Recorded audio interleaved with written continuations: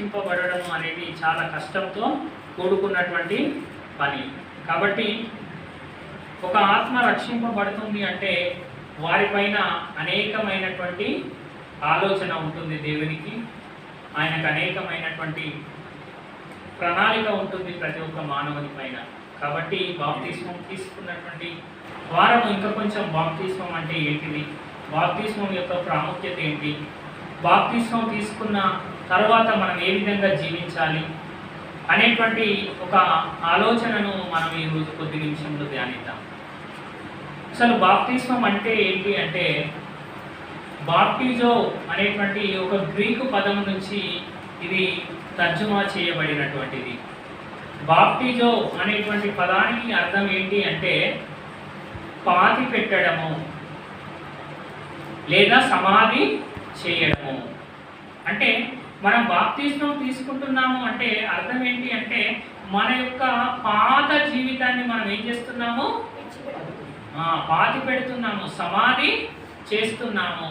అంటే అది గతం గతః అంటూ ఉంటారు అప్పుడప్పుడు. గతం గతః అంటే జరిగింది జరిగిపోనివ్వండి, కానీ ఇప్పటి నుండైనా సరే నేను దేవునిలో నిలకడ కలిగినటువంటి భక్తితో బ్రతుకుతాను అనేటువంటి ఒక ఆలోచన మనకు ఎప్పుడైతే వస్తుందో, వచ్చినప్పుడు మనలో వచ్చినటువంటి ఆలోచనను బట్టి, మనకు కలిగినటువంటి మారు మనసును బట్టి మనం ఏం తీసుకుంటున్నాము, బాప్తిస్మము తీసుకుంటున్నాము. అంటే బాప్తిస్మము తీసుకునేటువంటి ప్రతి ఒక్కరికి ఉండాల్సినటువంటి ఆలోచన ఏంటి అంటే మేము మా పాత జీవితాన్ని విడిచిపెట్టి ఇప్పటి నుండి మేము క్రీస్తు కొరకే మా జీవితాన్ని జీవిస్తాము అనేటువంటి ఆలోచన ఎప్పుడైతే మనకు వస్తుందో అప్పుడే మనము బాప్తిస్మము తీసుకోవడానికి సిద్ధంగా ఉంటాము.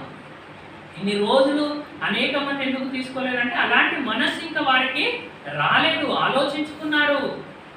కొంత జ్ఞానం కావాలి, బాప్తిస్మం తీసుకున్న తర్వాత ఏ విధంగా ఉండాలి దేవునిలో అనేటువంటి ఒక విషయ పరిజ్ఞానము ఎప్పుడైతే ఉంటుందో అప్పుడు తీసుకోవడం చాలా ఉత్తమము. అనేక మంది ఊరికే నీళ్ళలో ముంచితే తీసుకుంటారు, తర్వాత వాళ్ళు ఏ విధంగా ఉండాలో వాళ్ళకి ఎలాంటి ఆలోచన ఉండదు. అలాంటి బాప్తిస్మాలు దేనికి ఉపయోగపడనటువంటివి, దేవుడు నచ్చనటువంటి బాప్తిస్మాలని. ఎందుకంటే దేవునికి నచ్చేది ఒకటి ఉంది, నిజమైనటువంటి బాప్తిస్మము.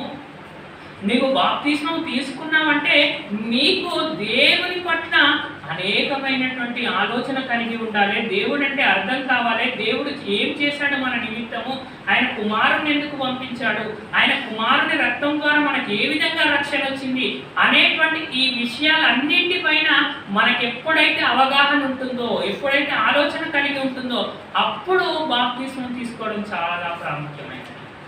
అందుకే పరిసయ్యులు యూదులకు కూడా సరైనటువంటి బాప్తిస్మము అనేటువంటిది తెలియక యేసుక్రీస్తు వారిని అడిగినట్టు మనము చూడగలుగుతుంటాము. ఎందుకంటే ధర్మశాస్త్రము చదివినటువంటి వారు, పరిసయ్యులుగా ఉన్నటువంటి వారు, ధర్మశాస్త్రోపదేశకులుగా ఉన్నటువంటి వారికి కూడా బాప్తిస్మము యొక్క పరమార్థం అనుకోవచ్చు, బాప్తిస్మము యొక్క విషయము అంటే బాప్తిస్మములోను ఉన్నటువంటి అసలు ఆలోచన ఏంటి, దేవునికి ఉన్నటువంటి ఆలోచన ఏంటి అని వారికి కూడా సరిగా తెలియనటువంటి స్థితిలో వారు ఉన్నట్టు మనము మొదటి శతాబ్దంలో ఉన్నటువంటి పరిసయ్యులలో కొందరిని మనము చూడగలుగుతున్నాము. అందుకే ఒక పరిసయ్యుడు వచ్చి యేసుక్రీస్తు యొద్దకు వచ్చి ఏమంటున్నాడో చూడండి. యోహాను గారు రాసినటువంటి సువార్త 3వ అధ్యాయము 1వ వచనం. యోహాను గారు రాసినటువంటి సువార్త 3వ అధ్యాయము 1వ వచనం. యూదుల అధికారి అయిన నికోదేమను పరిసయ్యుడొకడు ఉండెను. అతడు రాత్రి యందు ఆయన యొద్దకు వచ్చి బోధకుడా,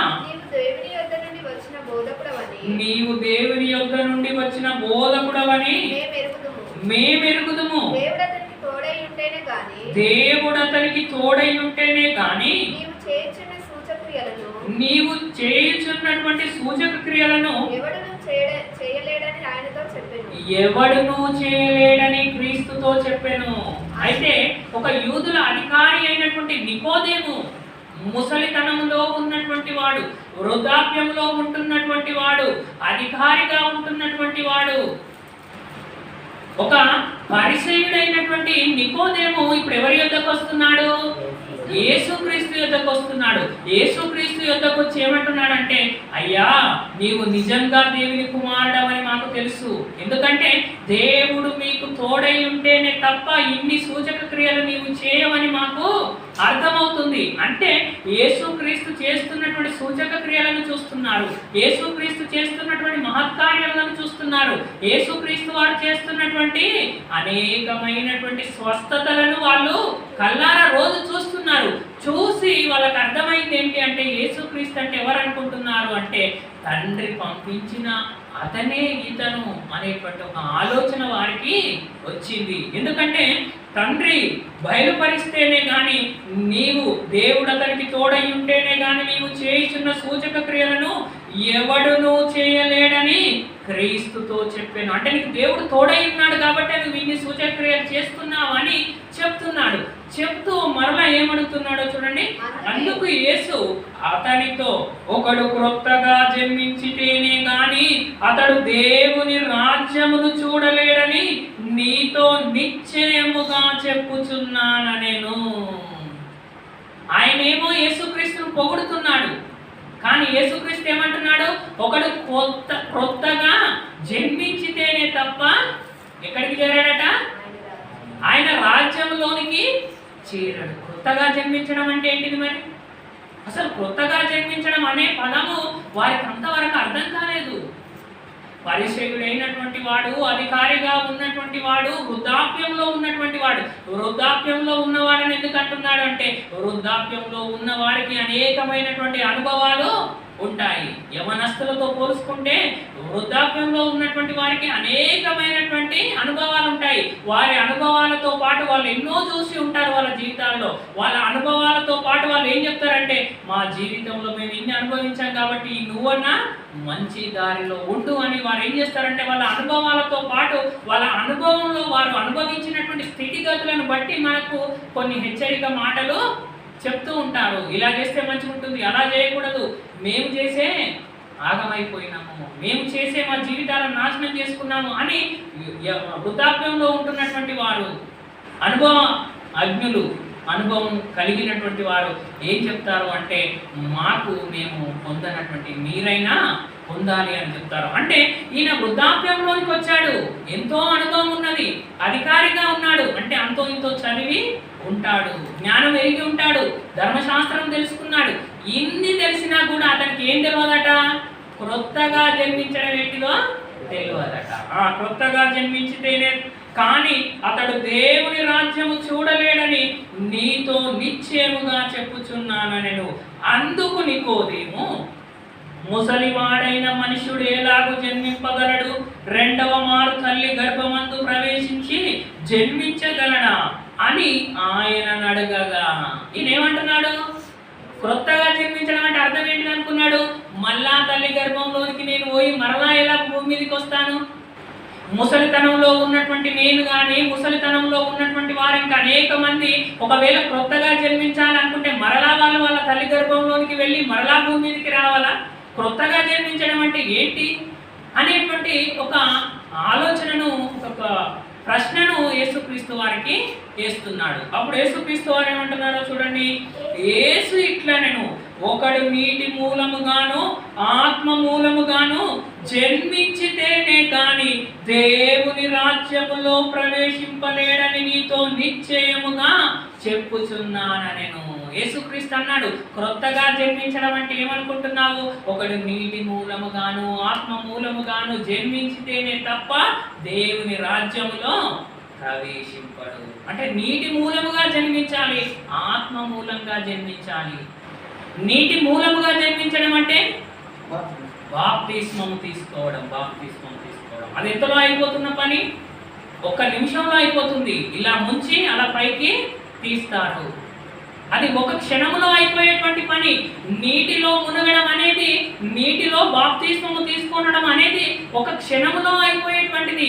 కానీ యేసుక్రీస్తు వారు ఏమంటున్నారంటే, ఒక నీటిలో బాప్తిస్మం తీసుకుంటేనే వాడు దేవుని రాజ్యంలో ప్రవేశిస్తాడు అని చెప్పలేదు. ఏమని చెప్పాడు యేసుక్రీస్తు వారు? ఒకడు నీటి మూలముగాను ఆత్మ మూలముగాను జన్మించితేనే గాని దేవుని రాజ్యంలో ప్రవేశింపడు. అంటే ఇప్పుడు నీటిలో తీసుకున్న బాప్తిస్మం వల్లనే మనకు పరలోక రాజ్యం వస్తుంది అనుకోవడము చాలా మూర్ఖత్వము. కాబట్టి నీటితో తీసుకున్నటువంటి బాప్తిస్మం ద్వారానే దేవుడు మాకు నిత్య జీవితాన్ని ఇస్తాడు అనేటువంటి భ్రమలో ఉండడము చాలా ప్రమాదకరము. కాబట్టి మనము నీటిలో బాప్తిస్మం తీసుకోవాలి. అంతకంటే ముఖ్యమైనది, ప్రధానమైనది, దేవుడు కోరుకున్నది ఏంటి అంటే ఆత్మ మూలమైనటువంటి బాప్తిస్మం. నీటి మూలంగానైనటువంటి బాప్తిస్మం ఎంతలో అయిపోతుంది చూడండి. రోమీలకు రాసినటువంటి పత్రిక 10వ అధ్యాయం, రోమీలకు రాసినటువంటి పత్రిక, అపోస్తలుడైనటువంటి పౌలు గారు రోమీలకు లేఖను రాస్తే ఏం చెప్తున్నాడో చూడండి. 10వ అధ్యాయము 9వ వచనం. అదేమనగా యేసు ప్రభువని నీ నోటితో ఒప్పుకొని దేవుడు మృతులలో నుండి ఆయనను లేపెనని నీ హృదయమందు విశ్వసించిన ఎడల నీవు రక్షింపబడదు. నీటిలో బాప్తిస్మం ఎలా ఉందట చూడండి. నీటిలో బాప్తిస్మం తీసుకునే కంటే ముందు మనం ఏం చేయాలట? ఒప్పుకోవాలి. యేసు ప్రభు అని నీ నోటితో ఏం చేయాలి? ఒప్పుకోవాలి. ప్రభు అంటే అర్థం ఏంటిది మరి? రాజు అని, పరిపాలించువాడు అని అర్థము. పెళ్లి చేసేటప్పుడు కూడా ప్రమాణాలు చేయిస్తారు. ఏమని చేయిస్తారు? ఇతనిని నీ యొక్క భర్తగా నీవు అంగీకరిస్తున్నావా? ఇప్పటి నుండి నీవు ఇతనికి లోబడి ఉండాలి, ఉంటేనే నీకు విలువ. అంటే అర్థం ఏంటిది? అప్పటి నుండి నీ భర్తను నీవు ఒక శిరస్సుగా అంగీకరించాలి. అలాగనే నీటిలో బాప్తిస్మం తీసుకునే ముందు నువ్వేం చేయాలి అంటే, బాప్తిస్మం తీసుకునే కంటే ముందే నీలో ఒక మారు మనసు రావాలి. అది ఏ రకమైనటువంటి మారు మనసు అంటే, యేసు ప్రభువని నీ నోటితో ఏం చేయాలి? ఒప్పుకోవాలి. యేసు ప్రభువు అంటే పరిపాలించువాడు, ఆయనకే నా మీద అధికారం ఉన్నది. అంటే నువ్వు బాప్తిస్మం తీసుకున్నావంటే ఇప్పటి నుండి నువ్వు ఎవరి చేతి కిందికి వస్తున్నట్టు? దేవుని చేతి కిందికి, యేసుక్రీస్తు చేతి కిందికి వస్తున్నావు. ఆయన సంఘమునకు శిరస్సు అయి ఉంటే ఆ సంఘంలోనికి నీవు ఒక బాప్తిస్మం తీసుకొని ఒక పరిశుద్ధమైనటువంటి నిర్మలమైనటువంటి మనస్సాక్షి కలిగి నీవు దేవుని సన్నిధానమునకు వస్తున్నావు. అంటే నీ నోటితో యేసుక్రీస్తును ప్రభువు అని ఎప్పుడైతే ఒప్పుకుంటావో అప్పుడే నీవు నిజమైనటువంటి మారు మనస్సు పొందినట్టు. ఇంకేమంటున్నాడో చూడండి. ప్రభువు అని నీ నోటితో ఒప్పుకొని దేవుడు మృతులలో నుండి ఆయనను లేపెనని నీ హృదయమందు విశ్వసించిన ఎడల, దేవుడు యేసుక్రీస్తును మృతులలో నుండి లేపాడు అని నీ హృదయంలో ఏం చేయాలట? విశ్వసించాలి. యేసుక్రీస్తు వారు 3వ దినమున తిరిగి లేచాడు, మృత్యుంజయుడయ్యాడు. ఆయన చెప్పినట్టుగానే 3 దినాలు సమాధిలో ఉండి 3వ దినమున ఆయన తిరిగి లేచాడు. అంటే తిరిగి లేచాడు అంటే పునరుత్థానుడయ్యాడు. పునరుత్థానుడయ్యాడని నువ్వు ఒప్పుకుంటున్నావంటే నీకు కూడా ఒక నిరీక్షణ ఉంది, నీకు కూడా ఒక విశ్వాసం ఉంది. ఏదో ఒక రోజు నేను ఈ విధంగా నీటి మూలంగా బాప్తిస్మము తీసుకొని రక్షణలోనికి వస్తే ఆయన వచ్చేటువంటి 2వ రాకడలో కూడా నన్ను కూడా లేపేటువంటి అవకాశం ఉంది, నేను కూడా లేస్తాను అనేటువంటి నిరీక్షణ నాకు ఉన్నది అని నీ మనస్సులో ఒప్పుకోవాలి. యేసుక్రీస్తుని ఏ విధంగా దేవుడు లేపాడో రేపు మనలను కూడా ఏం చేస్తాడట? దేవుడు లేపుతాడు. ఎలా? క్రీస్తునందు ఉంటేనే లేపుతాడు. నీవు క్రీస్తులోనికి బాప్తిస్మంలోనికి వస్తేనే లేపుతాడు. కాబట్టి నీవేం చేయాలి అంటే, యేసు క్రీస్తు వారు ప్రభువు అని నీ నోటితో ఒప్పుకోవాలి. అంతేకాకుండా దేవుడు ఆయనను మృతులలో నుండి లేపాడు అని నీ హృదయమందు విశ్వసించిన ఎడల నీవేమైపోతావట? రక్షింపబడదు. అంటే రక్షణ వస్తుంది మనకు. అప్పుడు ఊరికే పోయి కూడా మునిగితే కూడా రక్షణ రాదు. మునిగే కంటే ముందు మనం ఏం చేయాలి? యేసును రాజుగా స్వీకరించాలి, ప్రభువుగా స్వీకరించాలి, మనకు ఆయనే గురువుగా స్వీకరించాలి. ఒక మాటలో చెప్పాలంటే, ఎందుకంటే ఆయన యజమానుడుగా ఉన్నాడు, శిరస్సుగా ఉన్నాడు. కాబట్టి ఆయన చెప్పినట్టు నేను వింటాను, ఆయన మాటకు లోబడతాను అనేటువంటి మనస్సు నీకు ఎప్పుడైతే వస్తుందో అప్పుడు నీ నోటితో నువ్వేమని ఒప్పుకుంటావు? యేసు ప్రభు అని నీ నోటితో ఒప్పుకుంటావు. ఒప్పుకున్న తర్వాత దేవుడు ఆయనను మృతులలో నుండి లేపాడు. కాబట్టి ఆయన ఏ విధంగా, యేసుక్రీస్తు వారిని తండ్రి ఏ విధంగా లేపాడో ఒక రోజు నన్ను కూడా లేపుతాడు అనేటువంటి నిరీక్షణ మనకు ఉంటుంది. కాబట్టి ఆ విశ్వాసం మనకు ఉంటుంది. కాబట్టి ఆ విశ్వాసంతో మనం ఏం చేస్తున్నాము అంటే నీటిలో బాప్తిస్మము పొందుతున్నాము. కాబట్టి ఇది నీటి మూలముగా ఉన్నటువంటి బాప్తిస్మం. నీటి మూలంగా ఉన్నటువంటి బాప్తిస్మం ఏ విధంగా ఉంటుంది అంటే కొన్ని క్షణాలలో జరిగిపోయేటువంటి ప్రక్రియ. కొన్ని క్షణాలలో జరిగిపోయేటువంటి ప్రక్రియ. అందుకే ఐథోపియా నుంచి వస్తున్నటువంటి మనందరికీ తెలిసినటువంటి వాడు, ఒకసారి చూద్దామా? అపోస్తుల కార్యములు 8వ అధ్యాయము. అపోస్తుల కార్యములు 8వ అధ్యాయము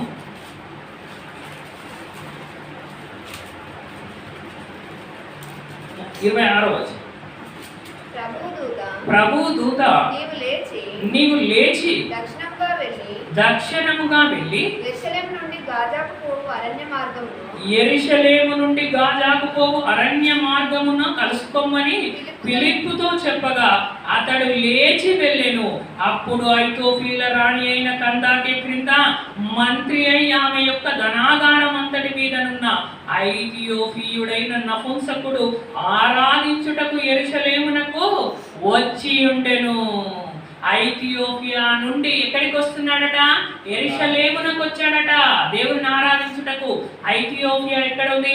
ఆఫ్రికా ఖండంలో ఉంది. యెరూషలేము ఎక్కడుంది? ఆసియా ఖండంలో ఉంది.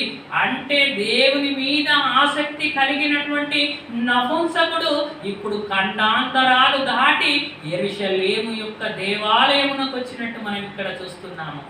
ఒక ఖండాన్ని దాటాడంటే ఎంతగా ప్రయాణం చేసి ఉంటాడు చూడండి. ఆఫ్రికా ఖండం నుంచి ఆసియా ఖండం వరకు వస్తున్నాడు. వచ్చి యెరూషలేమునకు వచ్చాడు. యెరూషలేములో ఉన్నటువంటి దేవాలయాన్ని దర్శించుకున్నాడు. మరలా తిరిగి గాజాకు వెళుతున్నాడు. యెరూషలేము నుండి గాజాకు వెళుతుండగా ఆయన యెషయా గ్రంథం ఏం చేస్తున్నాడట? చదువుతున్నాడట. చదువుతున్నటువంటి అతనికి అర్థం కావటం లేదు యెషయా గ్రంథంలో ఉన్నటువంటి ఆ యొక్క సారాంశము. అందులో రాయబడినటువంటి మాటలు ఆయనకు అర్థం కానప్పుడు, ఆయన ఆ విధంగానే ఉన్నప్పుడు ఆ దూత ఫిలిప్పుని ఏమన్నదంటే నువ్వు వెళ్ళి ఆ యొక్క నపుంసకుడిని కలుసుకోమను అనగానే ఆయన లేచి వెళ్ళి ఆయనను కలుసుకున్నట్టుగా మనము చూస్తున్నాము. ఇంకేం చేశాడట? అప్పుడు ఐథియోపియా రాణి అయిన కందాకే క్రింద మంత్రి అయి ఆమె యొక్క ధనాగారం అంతటి మీదనున్న ఐథియోపియుడైన నపుంసకుడు ఆరాధించుటకు యెరూషలేమునకు వచ్చి ఉండెను. అతడు తిరిగి వెళ్ళుచు తన రథము మీద కూర్చుండి ప్రవక్త అయిన యెషయా గ్రంథమును చదువుచుండెను. అప్పుడు ఆత్మ ఫిలిప్పుతో నీవు ఆ రథము దగ్గరికి పోయి దాన్ని కలుసుకోమని చెప్పాను. ఫిలిప్పు దగ్గరకు పరిగెత్తుకొని పోయి అతడు ప్రవక్త అయిన యెషయా గ్రంథం చదువుచుండగా విని నీవు చదువుచున్నది గ్రహించుచున్నవా అని అడగగా అతడు ఎవడైనను నాకు త్రోవ చూపకుంటే ఎలాగూ గ్రహింపగలనని చెప్పి రథమెక్కి తనతో కూర్చుండమని ఫిలిప్పును వేడుకొనెను. అప్పటికైనా బాప్తిస్మం తీసుకున్నాడా? తీసుకోలేదు. ఇంకా నపుంసకుడు అప్పటికి ఇంకా బాప్తిస్మము తీసుకోలేదు. కానీ దేవుని మీద ఆసక్తి ఉంది, దేవుడు అంటే భయం ఉంది, దేవుడు అంటే భక్తి ఉంది, దేవుణ్ణి చూడాలనేటువంటి ఆశ ఉంది. కాబట్టి యెరూషలేము దేవాలయమును సందర్శించుటకు ఎక్కడో ఉన్నటువంటి ఐథియోపియా ఆఫ్రికా ఖండము నుండి ఆసియా ఖండములో ఉన్నటువంటి యెరూషలేము యొక్క పట్టణానికి వచ్చినట్టు మనము చూడగలుగుతున్నాము. వచ్చాడు, మరలా తిరిగి వెళ్ళిపోతున్నాడు. వెళ్తూ వెళ్తూ ఊరికే కూర్చోలేదు. వెళుతూ వెళ్తూ ఏం చేస్తున్నాడట? యెషయా గ్రంథమును చదువుతున్నాడు. ఈ రోజు అంటే మనకు 66 పుస్తకాలు ఒకే దగ్గర ఉన్నాయి. కానీ అప్పుడు అన్ని పుస్తకాలు ఒక దగ్గర ఇంకా లేవు. యెషయా గారు రాసింది ఒక పుస్తకం లాగా, అదేవిధంగా మోషే గారు రాసిన కొన్ని పుస్తకాలు ఒక దగ్గర, ఇట్లా అన్ని డివైడ్ ఉండేది. అప్పటికి ఇంకా బైబిల్ ఈ విధంగా 66 ఒకే దగ్గర కూర్చోబడలేదు. అలా ఒకే గ్రంథం ఆయన దగ్గర ఉంది, అది యెషయా గ్రంథము. అది చదువుతున్నది 53వ అధ్యాయంలో ఉన్నటువంటి విషయాన్ని అక్కడ నపుంసకుడు చదువుతున్నట్టు మనము చూస్తున్నాము. కానీ చదువుతున్నాడు, కానీ అతనికి ఏమీ అర్థం కావటం లేదు. అర్థం కానప్పుడు ఏం చేస్తున్నాడంటే, నాకు త్రోవ చూపకుంటే నేను ఎలాగో గ్రహింపగలను, కాబట్టి నాకు త్రోవ చూపేటువంటి వారు ఎవరు లేరు. ఒకవేళ త్రోవ చూపిస్తే నేను ఖచ్చితంగా దేవునిలోనే ఉంటాను అనేటువంటి మాటను నపుంసకుడు తెలియజేసినట్టు మనము చూస్తున్నాము. అప్పుడు ఫిలిప్ ఏం చేశాడు అంటే, ఇది మీ గురించి కాదు, ప్రవక్త ఎవరి గురించి చెప్తున్నాడు అంటే అది రాబోయేటువంటి యేసు క్రీస్తు గురించి, లోక రక్షకుని గురించి వ్రాయబడినటువంటి ప్రవచనము. ఆయన ద్వారానే సర్వలోక మానవాళికి రక్షణ రాబోతుంది. భవిష్యత్తులో ఆయన పుట్టబోతున్నాడు కన్యక గర్భంలో, మరియ గర్భంలో అతను జన్మించబోతున్నాడు. అతని గురించి ఈ యొక్క వాక్యము వ్రాయబడింది. ఆయనే లోక రక్షణ తీసుకొని వస్తాడు. ఆయన శరీరము ద్వారా, రక్తము చిందించడం ద్వారా, కొరడా దెబ్బలు ఆయన తినడం ద్వారా, తన శరీరమును ఆయన రోగిలకు అప్పచెప్పడం ద్వారా, మౌనంగా ఉండడం వల్ల ఈ లోకానికి రక్షణ రాబోతుంది అని ఆ విషయం అంతా, ఆ వాక్యం అంతా అతనికి తెలియజేసిన తర్వాత క్రింద ఏం జరుగుతుందో చూడండి. 35వ వచనం. అందుకు ఫిలిప్పు నోరు తెరిచి ఈ లేఖనమును అనుసరించి అతనికి యేసును గూర్చిన సువార్తను ప్రకటించెను. ఎవరి గూర్చినటువంటి సువార్తను ప్రకటించాడట? యేసును గూర్చిన సువార్త. అంటే యేసు ఏం చేయబోతుండో, భవిష్యత్తులో ఏం చేయబోతున్నాడో దాని గురించి యెషయా ప్రవక్త రాసినటువంటి వాక్యమును ఇప్పుడు నపుంసకునికి ఫిలిప్పు గారు ఏం చేశారు? తెలియజేశారు. తెలియజేసిన వెంటనే అతనిలో ఏం కార్యం జరిగిందో చూడండి. వారు త్రోవలో వెళ్ళుచుండగా నీళ్లున్న ఒక చోటికి వచ్చినప్పుడు నపుంసకుడు ఇదిగో నీళ్లు, అంటే ఆయనలో ఏమొచ్చింది? మారు మనసు. ఎప్పుడు వచ్చింది మారు మనసు? యేసును గూర్చిన సువార్త విన్నప్పుడు. యేసును గూర్చిన సువార్త విన్నప్పుడు, ఫిలిప్పు చెప్పగానే విన్నాడు. యేసును గూర్చిన సువార్త ఎప్పుడైతే మనం వింటామో మనలో విశ్వాసం రావాలి, మారు మనసు రావాలి. అప్పుడే నువ్వు ఎలా ఒప్పుకుంటావంటే యేసు క్రీస్తును ప్రభువని నీ నోటితో ఒప్పుకుంటావు. యేసును గూర్చిన సువార్త వినకుండా బాప్తిస్మం ఇస్తాము అంటే అది ఇచ్చిన వ్యర్థమే. ఎందుకంటే యేసును గురించిన సువార్త తెలియకుండా బాప్తిస్మం తీసుకున్న తర్వాత ఏం చేయాలో అన్నది తెలవాలి కదా. తర్వాత ఏం చేయాలో అన్నది తెలవాలంటే ముందు మనం ఏం తెలుసుకోవాలి? అసలు యేసుక్రీస్తు వారు అంటే ఎవరు, ఆయన ఎందుకు ప్రాణాలను అర్పించాడు, ఆయన రక్తం వలన ఏ విధంగా మనకు రక్షణ వచ్చింది అనేటువంటి విషయాలన్నీ మనం ఎప్పుడైతే తెలుసుకుంటామో అప్పుడు మనలో మారు మనస్సు అనేది వస్తుంది. ఇప్పుడు నపుంసకుని కూడా అదే. నపుంసకుడు కూడా యేసును కూర్చున్నటువంటి సువార్తను విన్నాడు. విన్న వెంటనే అతని హృదయంలో కార్యము జరిగి మారు మనస్సు పొంది ఇదిగో నీళ్ళు అంటున్నాడు. నపుంసకుడు అనలేదు, ఇక నేను విన్నావు కదా పోయి బాప్తిస్మం తీసుకుందామని నపుంసకుడు అన్నాడు. ఎవరు? ఫిలిప్పు గారు అన్నారా? అనలేదు. ఎవరన్నాడు? నపుంసకుడే అంటున్నాడు. తీసుకునేటువంటి వారే అనాలి. మనం బలవంతం చేసి వాళ్ళకు బాప్తిస్మం ఇచ్చినా దానివల్ల ఉపయోగం ఏమీ ఉండదు. వాళ్ళు మారాలి, వాళ్ళకు రావాలి, వాళ్ళు యేసుక్రీస్తును ప్రభు అని ఒప్పుకోవాలి. ఆయనను క్రీస్తును తండ్రి మృతులలో నుండి లేపాడు అని తన హృదయం అందు ఎవరైతే విశ్వసిస్తారో, విశ్వసించినటువంటి వారు నీటి మూలముగా తీసుకోవాల్సినటువంటి బాప్తిస్మానికి అర్హులు. అదేవిధంగా ఇక్కడ నపుంసకుడు కూడా ఇదిగో నీళ్లు ఏమంటున్నాడు? నాకు బాప్తిస్మం ఇచ్చుటకు ఆటంకం ఏమని అడిగి రథము నిలుపుమని ఆజ్ఞాపించెను. ఎంత మారు మనసు పొందాడో చూడండి. యేసును గూర్చిన సువార్త విన్న వెంటనే ఏమైపోయాడంటే మారు మనస్సు పొందాడు. మారు మనస్సు పొంది ఇదిగో నీళ్లు, నాకు బాప్తిస్మం ఇచ్చుటకి ఇంకా ఆటంకం ఏమి? రథం ఆపు, నిలపండి, రథాన్ని నిలపండి, ఇక్కడే నాకు బాప్తిస్మం ఇవ్వండి అని ఫిలిప్పు గారిని అడుగుతున్నాడు. అడిగిన వెంటనే ఏం జరిగిందట? ఫిలిప్పు, నీవు పూర్ణ హృదయముతో విశ్వసించిన ఎడల పొందవచ్చునని చెప్పాను. ఫిలిప్పు కూడా ఎట్లా కండిషన్ పెడుతున్నాడో చూడండి. ఎలా నువ్వు అంగీకరించాలంటున్నాడు? పూర్ణ హృదయముతో నీవు విశ్వసించిన ఎడల నీవు పొందుటకు అర్హుడవు. ఇప్పుడు ఛాయిస్ ఎవరికి వదిలిపెట్టాడు? నపుంసకునికే. నువ్వు పూర్ణ హృదయంతో యేసుక్రీస్తుని అంగీకరిస్తున్నావా? అవును, నేను పూర్ణ హృదయంతో అంగీకరిస్తున్నాను.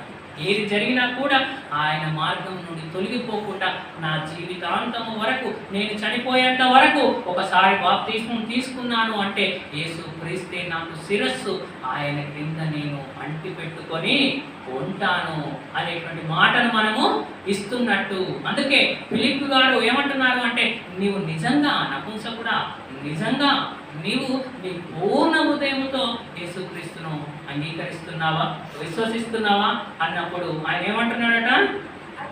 అతడు యేసుక్రీస్తు దేవుని కుమారుడవని విశ్వసించుచున్నానని ఉత్తరం ఇచ్చాను. ఏమని ఉత్తరం ఇచ్చాడండి? ఫిలిప్పు నపుంసకుడు ఇద్దరు నీళ్ళలోనికి దిగిరి. అంతటా ఫిలిప్పు అతనికి బాప్తిస్మము ఇచ్చెను. నీవు పూర్ణ హృదయంతో అంగీకరించినట్లయితే, యేసుక్రీస్తుని నిజంగా నీవు దేవుని కుమారుడమని ఒప్పుకుంటే, వెళ్దాం, మనం నీళ్ళలోనికి వెళ్దాం, నీకు బాప్తిస్మం ఇచ్చటకు ఇంకా ఆటంకం ఏమీ లేదు అని నీళ్ళలో అతనికి బాప్తిస్మము ఇచ్చినట్టు మనము చూస్తున్నాము. అంటే నీటిలో బాప్తిస్మాన్ని ఇంతవరకు చూసాము. తర్వాత ఆత్మలో బాప్తిస్మం ఉంది. ఆత్మలో బాప్తిస్మం ఉంది. అది ఒక్క రోజుతో అయ్యేటువంటిది కాదు. ఆత్మలో బాప్తిస్మము అనగా ఆత్మీయమైనటువంటి బాప్తిస్మము ఏంటి? యేసుక్రీస్తు వారు రెండు విషయాలు చెప్పారు. ఒకరు నీటి మూలంగాను, ఒకడు ఆత్మ మూలంగాను జన్మించితేనే కానీ దేవుని రాజ్యంలోనికి చేరరు. కాబట్టి నీటి మూలంగా ఏ విధంగా పొందారో మనం చూస్తున్నాం. మనందరికీ తెలుసు, పౌలు శీలను కట్టేసి బంధించినప్పుడు, చెరసాలలో వేసినప్పుడు చెరసాల నాయకుడు, వారి కుటుంబము కూడా మారు మనసు పొందినట్టు మనం చూస్తున్నాము. అదే రాత్రి వాళ్ళకు బాప్తిస్మం ఇచ్చినట్టు మనము చూస్తున్నాము. అంటే వారు నీటిలో బాప్తిస్మము పొందినట్టు మనము చూస్తున్నాము. మరి ఆత్మలో బాప్తిస్మం అంటే ఏ విధంగా ఉంటుంది, మన జీవితాంతం వరకు ఏ విధంగా మనం బ్రతకాలి అనేటువంటి విషయాలను మరలా ఒకరోజు చూసుకుందాము.